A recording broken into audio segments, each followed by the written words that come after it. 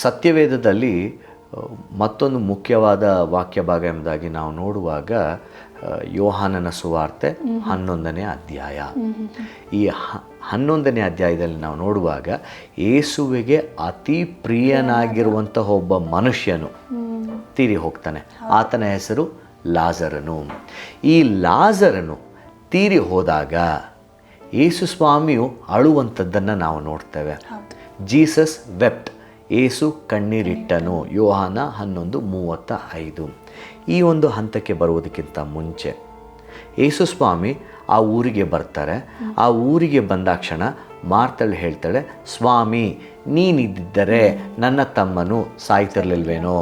ಅದಾದ ನಂತರ ಊರೊಳಗೆ ಹೋದ ನಂತರ ಮರಿಯಳು ಬರ್ತಾಳೆ. ಮರಿಯಳು ಪುನಃ ಹೇಳ್ತಾರೆ, ನೀನಿದ್ದರೆ ನನ್ನ ತಮ್ಮ ಸಾಯ್ತಿರ್ಲಿಲ್ವೇನೋ. ಇಲ್ಲಿ ನೋಡಿ, ನಾವು ಗಮನವಿಟ್ಟರೆ ಇಲ್ಲಿ ಮಾರ್ತಳು ಮರಿಯಳು ಆ ಬಾರ್ಗೇನಿಂಗ್ ಸ್ಟೇಜ್ ಅಂತ ಹೇಳ್ತೀವಲ್ಲ, ಒಂದು ನಿರಾಕರಿಸ್ತಾ ಇದ್ದಾರೆ, ಅಯ್ಯೋ ನನ್ನ ತಮ್ಮ ಸತ್ತೋಗಿದ್ದಾನೇನೋ ಅನ್ನುವಂಥದ್ದನ್ನು ನಿರಾಕರಿಸ್ತಾ ಇದ್ದಾರೆ. ಎರಡನೇದಾಗಿ ಒಂದು ರೀತಿಯಾದಂಥ ಒಪ್ಪಂದ ಮಾಡ್ತಾ ಇದ್ದಾರೆ, ನೀನು ಇದ್ದಿದ್ದರೆ ಸಾಯ್ತಾ ಇರ್ಲಿಲ್ವೇನೋ ಅಲ್ವಾ. ಸೊ ಈ ರೀತಿಯಾದಂಥ ನೋಡಿ, ನಾನು ಹೇಳಿದ್ನಲ್ಲ ದುಃಖದಲ್ಲಿ ಈ ರೀತಿಯಾದಂಥ ಹಂತಗಳನ್ನು ನಾವು ದಾಟ್ತೇವೆ ಅಂತ. ಇಲ್ಲಿ ಮಾರ್ತಾ ಮರಿಯಳು ಈ ಹಂತವನ್ನು ದಾಟುತ್ತಿರುವಂಥದ್ದನ್ನು ನಾವು ಕಾಣ್ತೇವೆ. ಆದರೆ ಯೇಸು ಸ್ವಾಮಿಯ ಪ್ರತ್ಯುತ್ತರ ಇದೆಯಲ್ಲ, ಅದು ಬಹಳ ಮುಖ್ಯವಾಗಿ ನಮಗೆ ಕಾಣಿಸ್ತದೆ.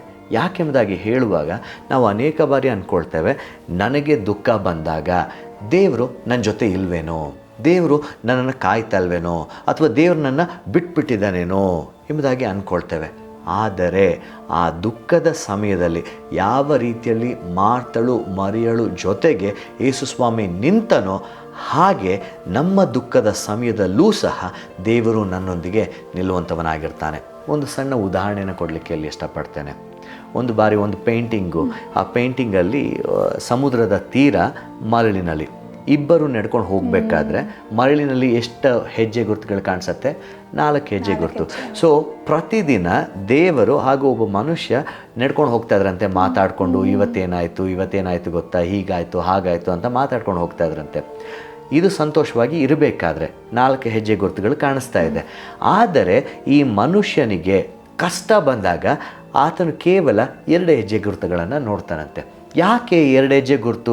ದೇವರೇ, ಸಂತೋಷವಾಗಿರಬೇಕಾದ್ರೆ ನೀನಿದ್ದೆ ನನ್ನ ಜೊತೆ, ಆದರೆ ಈಗ ನೀನಿಲ್ವಲ್ಲ, ನನಗೆ ನೀನು ಜಾಸ್ತಿ ಬೇಕು, ನೀನಿಲ್ವಲ್ಲ ಎಂಬುದಾಗಿ ಹೇಳುವಾಗ ದೇವರು ಹೇಳ್ತಾರಂತೆ, ಕರೆಕ್ಟಾಗಿ ಗಮನ ಇಟ್ಟು ನೋಡು, ಆ ಹೆಜ್ಜೆ ಗುರುತು ನಿಂದಲ್ಲ, ನಂದು, ನಾನು ನಿನ್ನ ಎತ್ಕೊಂಡು ಹೋಗ್ತಾ ಇದ್ದೇನೆ.